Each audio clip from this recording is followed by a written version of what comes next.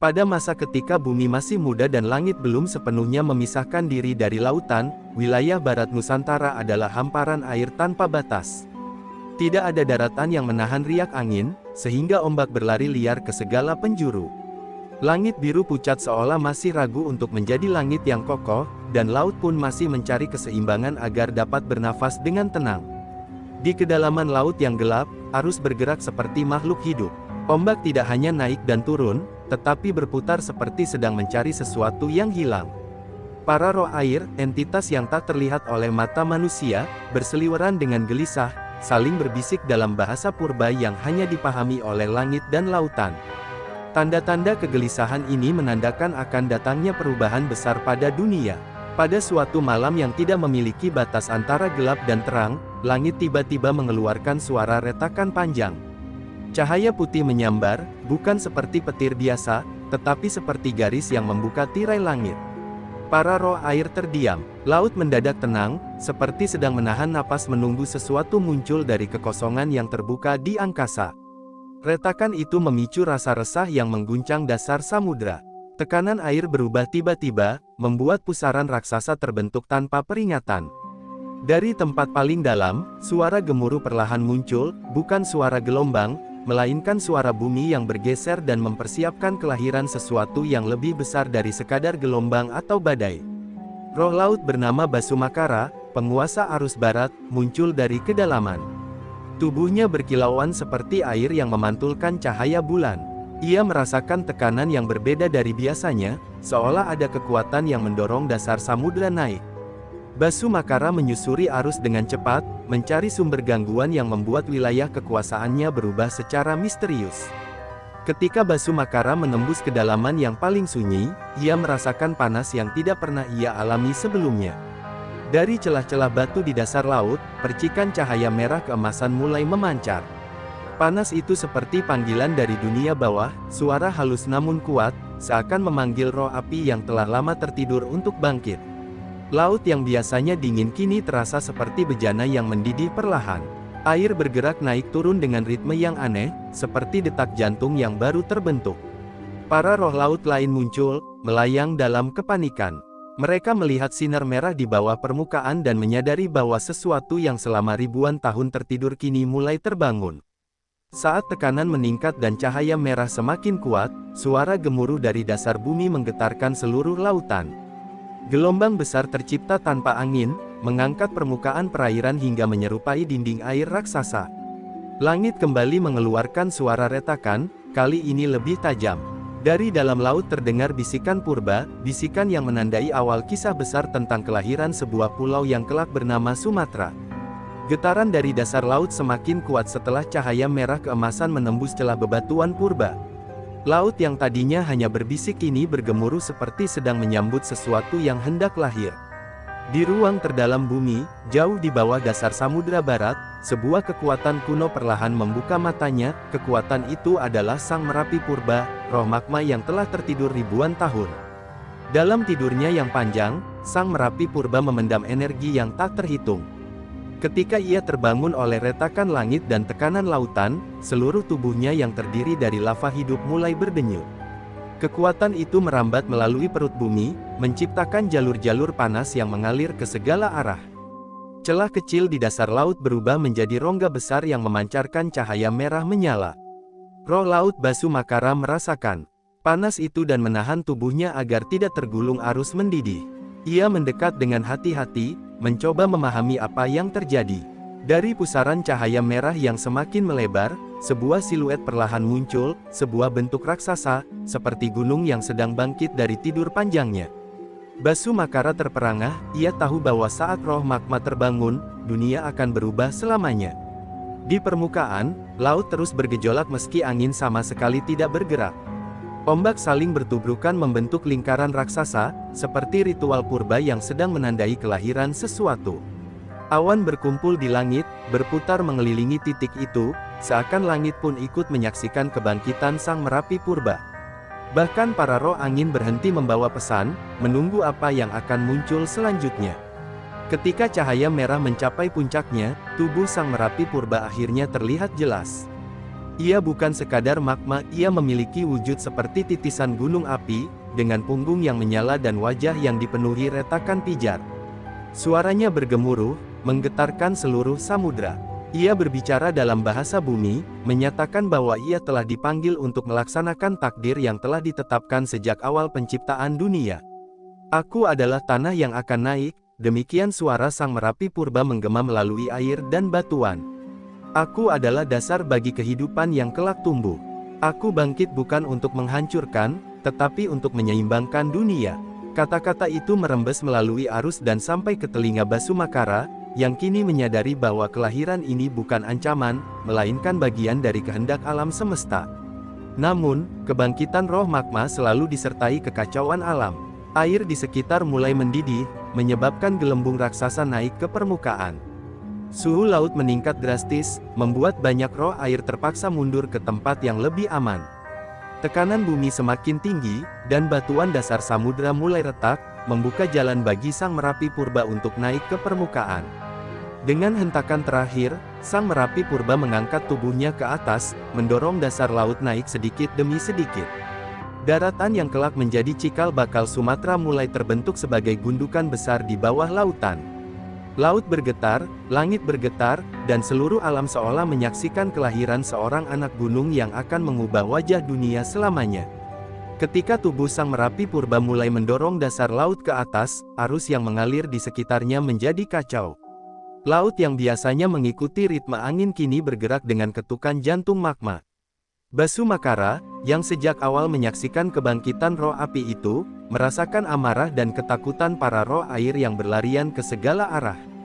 Mereka takut laut akan terbelah, kehilangan kedalaman, dan kehilangan tempat tinggal mereka. Basumakara melayang mendekati cahaya merah yang menyala dari tubuh Sang Merapi Purba. Panasnya seolah membakar seluruh permukaan air, membuat gelombang mendidih di atasnya. Ia berdiri tegak, atau setidaknya sekuat yang bisa dilakukan roh laut dalam arus panas. Roh magma, serunya dengan suara bergemuruh, mengapa engkau mengusik kedamaian samudraku? Mengapa engkau bangkit dan mengguncang lautan? Sang Merapi Purba membuka matanya yang seperti dua kawah menyala. Suara buminya terdengar berat namun tenang. Aku tidak bangkit untuk merusak, Makara, jawabnya. Aku terlahir untuk menyeimbangkan dunia. Lautmu terlalu luas dan terlalu bebas. Tanpa tanah yang menahan arus, kekuatan air akan merusak keseluruhan alam. Kata-kata itu menggetarkan batuan di dasar samudra. Basumakara tersentak. Ia tahu bahwa roh laut memang telah lama gelisah, arus tak teratur, gelombang liar, badai yang muncul tanpa peringatan. Namun ia tak pernah membayangkan bahwa solusinya adalah munculnya daratan baru. Jika benar kau terlahir karena keseimbangan, katanya pelan, mengapa dunia memilih gunung api yang mengaduk lautan seperti ini? Karena hanya api yang dapat melahirkan tanah, jawab Sang Merapi Purba sambil memancarkan semburan cahaya kecil dari tubuhnya. Tanah yang cukup kuat untuk berdiri melawan air. Tanah yang dapat menjadi tempat kehidupan tumbuh. Aku bukan ancaman, Makara. Aku adalah awal dari sesuatu yang lebih besar. Para roh air yang bersembunyi di balik arus mendengarkan percakapan itu. Mereka masih takut, tetapi kata-kata Sang Merapi Purba memberi mereka sedikit harapan. Untuk pertama kalinya, mereka membayangkan laut yang memiliki batas, tidak lagi tak berujung, tidak lagi selalu bergolak tanpa sebab.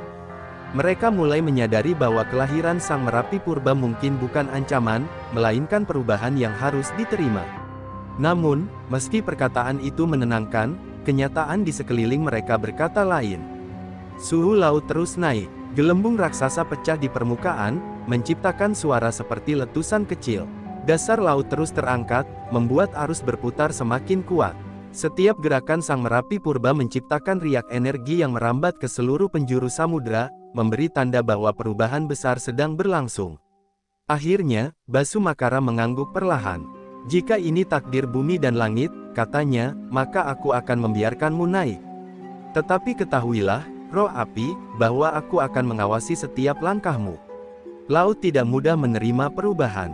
Sang Merapi Purba menunduk, mengakui peringatan itu. Dan pada saat itulah, untuk pertama kalinya dalam sejarah Nusantara, dua kekuatan purba, air dan api, berdiri berdampingan, siap mengubah wajah dunia dan melahirkan daratan yang kelak disebut Sumatera. Setelah pertemuan antara Basumakara dan Sang Merapi Purba, laut tidak lagi sekadar bergejolak, ia kini siap menyaksikan sebuah perubahan besar. Cahaya merah dari Sang Merapi Purba menjadi semakin terang, menandai bahwa kekuatannya telah mencapai puncaknya. Setiap denyut magma membuat dasar samudra bergetar, seolah seluruh dunia sedang menarik napas menunggu ledakan yang tak terhindarkan. Di atas permukaan, air memisah seperti tirai yang tersibak oleh kekuatan tak terlihat. Gelembung raksasa muncul dan pecah dengan suara yang memekakkan telinga. Udara menjadi tebal dan berbau belerang, sementara awan hitam mulai berkumpul di langit, dipenuhi petir yang menyambar tanpa suara. Para roh air bersembunyi di balik arus, ketakutan namun tak mampu mengalihkan pandangan dari apa yang akan terjadi. Tiba-tiba, dari celah terbesar di dasar laut, Sang Merapi Purba mengerang keras. Cahaya merah berubah menjadi putih menyilaukan. Dalam hitungan detik, sebuah ledakan dahsyat terjadi, suara yang begitu kuat hingga merambat ke seluruh penjuru Nusantara. Ledakan itu membuka laut, mengirimkan dinding air yang melambung ke langit seperti mahkota raksasa yang diputar oleh tangan para dewa. Lava dan batu pijar terpental dari dasar laut, menciptakan pancuran api yang menerangi kegelapan. Setiap batu yang melayang ke udara tampak seperti bintang jatuh, sebelum akhirnya turun kembali ke laut dan menguapkan air sekitarnya. Sebagian besar batu pijar itu menumpuk, perlahan membentuk tonjolan besar yang naik sedikit demi sedikit ke permukaan. Gelombang besar menyebar ke segala arah, menderu dengan kekuatan yang mengguncang daratan jauh di timur. Basumakara berputar cepat, menciptakan arus penghalang agar gelombang tidak menghancurkan roh-roh kecil di sekitarnya. Meski ia telah menerima takdir ini, Basumakara tetap harus menjaga keseimbangan laut agar tidak menjadi tempat kehancuran bagi makhluk yang hidup di dalamnya. Ledakan demi ledakan terjadi, seakan Sang Merapi Purba melahirkan dirinya melalui ledakan yang tak ada habisnya. Setiap letusan melemparkan batu, abu, dan magma ke angkasa. Awan panas terbentuk, menyelimuti langit dengan kabut merah kehitaman. Cahaya matahari pun tak mampu menembus kabut itu, menciptakan malam panjang yang seolah tidak mengenal waktu. Di tengah kekacauan itu, tubuh Sang Merapi Purba semakin tinggi, seolah ia sedang mencetak bentuk gunung yang sempurna. Lava mengalir dari celah-celah tubuhnya, mengeras ketika menyentuh air. Lapisan demi lapisan batuan terbentuk, memperkuat fondasi daratan baru. Untuk pertama kalinya, puncak Sang Merapi Purba menembus permukaan laut dan memandang langit secara langsung. Ketika ledakan terakhir menggema, dunia menjadi hening sesaat. Ombak berhenti, angin berhenti, bahkan roh-roh air menahan gerakan mereka. Di tengah keheningan itu, muncul gumpalan besar tanah yang akhirnya kokoh di permukaan, cikal bakal pulau yang kelak dinamakan Sumatera. Dan di bawahnya, Sang Merapi Purba berdiri tegak, menjadi fondasi yang menandai awal kelahiran tanah besar di barat Nusantara. Setelah ledakan terakhir mereda, laut perlahan menutup kembali celah-celah yang sebelumnya terbuka. Ombak mulai menemukan ritmenya, meski masih membawa panas dari letusan yang baru saja terjadi. Di antara kepulan uap dan kabut belerang, tonjolan besar yang terbentuk dari lapisan lava mengeras kini tampak jelas, sebuah daratan baru yang perlahan mengangkat dirinya dari perut samudra. Sang Merapi Purba berdiri tegak di tengah daratan itu, tubuhnya masih menyala lembut seperti bara yang belum padam.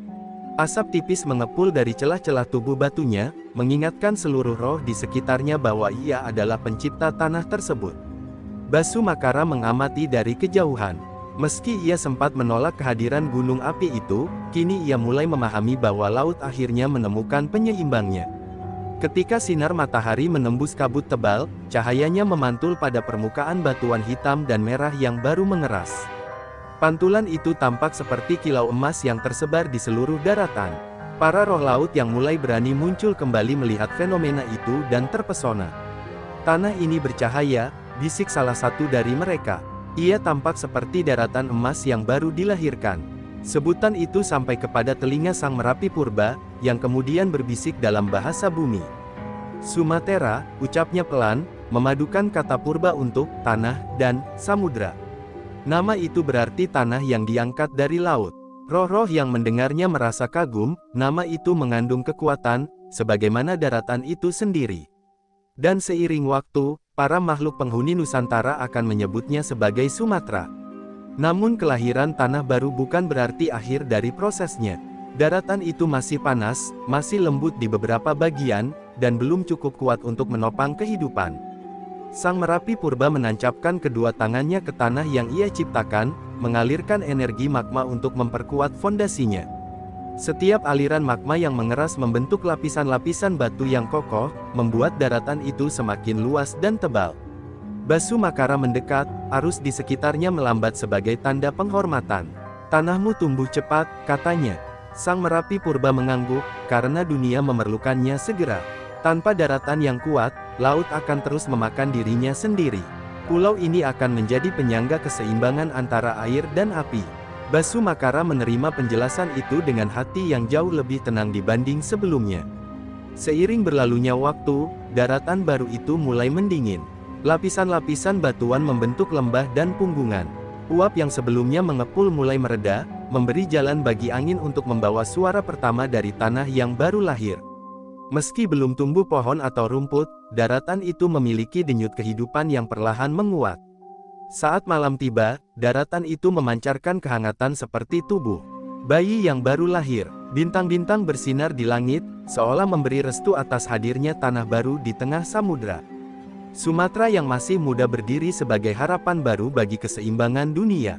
Dan di bawah permukaannya, Sang Merapi Purba tetap berjaga, memastikan tanah itu kokoh sebelum kehidupan lain datang menyentuhnya.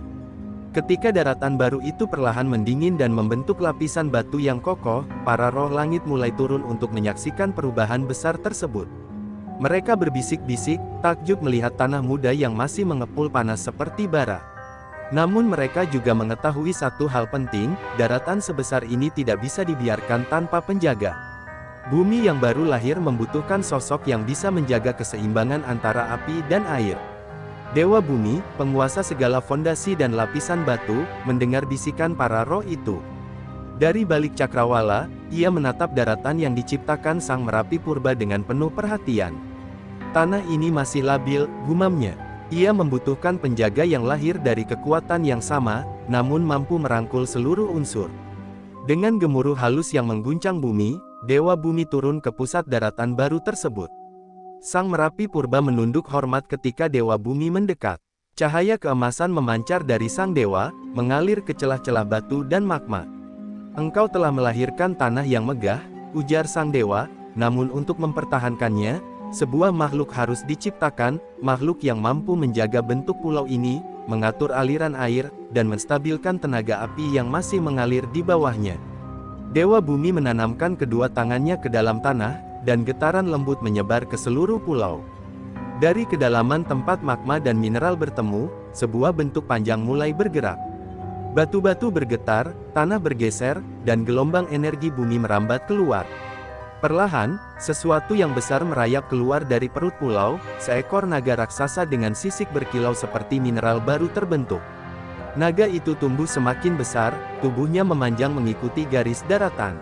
Sisiknya memantulkan warna emas kemerahan, seakan mengandung cahaya magma yang belum padam. Ketika ia membuka matanya, dua mata hijau berkilau bagai zamrud, seluruh roh di sekitar terdiam. "Engkau adalah Andalas," kata Dewa Bumi.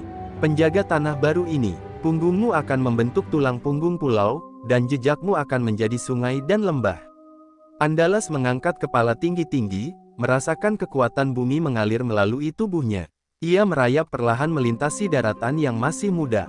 Setiap gerakannya membentuk kontur baru, lembah yang dalam ketika tubuhnya menekan tanah, dan punggungan tinggi ketika ia melintasi jalur tertentu.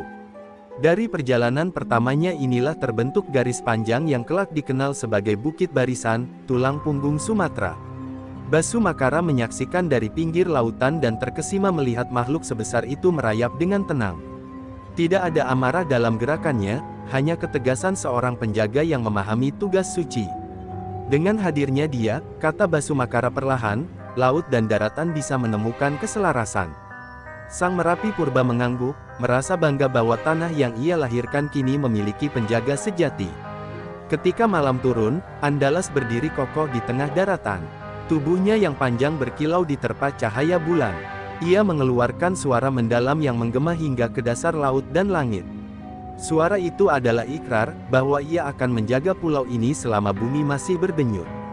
Dan sejak saat itu, Sumatera tidak lagi hanya menjadi daratan emas, tetapi juga tanah yang diawasi oleh naga penjaganya sendiri. Ketika cahaya merah itu memudar, Arunika terpental jauh dari pusaran energi yang sebelumnya menyelubunginya. Ia jatuh di tepi daratan luas yang masih mentah, tanah baru yang sama sekali belum memiliki bentuk pasti. Langit di atasnya berwarna jingga keemasan, seolah matahari sedang lahir untuk pertama kali. Di bawah kakinya, bumi bergetar pelan, seperti denyut jantung raksasa yang baru saja terbangun dari tidur panjangnya. Arunika merasakan sebuah panggilan samar dari kedalaman tanah, seakan leluhur alam sedang membisikkan rahasia besar yang belum siap diungkapkan. Di kejauhan, muncul suara gemuruh memanjang seperti teriakan makhluk purba. Bumi kembali bergetar, kali ini jauh lebih kuat hingga retakan-retakan panjang terbentuk di permukaan tanah. Arunika memandang dengan mata melebar ketika dari retakan itu muncul pancaran cahaya panas berwarna keemasan, sebuah tanda bahwa magma di bawah perut bumi mulai mencari jalan keluar. Ia tahu, peristiwa ini bukanlah kehancuran, melainkan bagian dari pembentukan awal dunia yang kelak dikenal